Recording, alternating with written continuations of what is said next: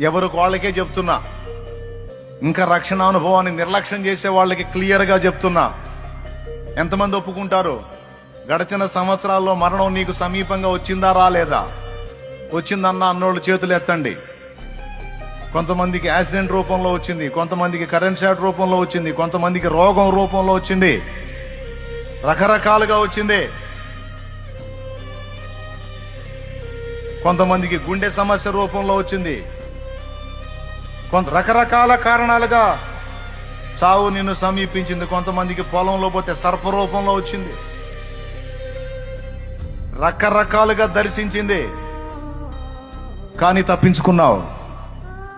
ఎవడో కాపాడాడనో, మనిషి ఎవరో కాపాడాడనో, లేకపోతే చమత్కారంగా తప్పించుకున్నానో అని అనుకుంటున్నావా? ఏమీ కాదు, ఆయనే నిన్ను తప్పించాడు.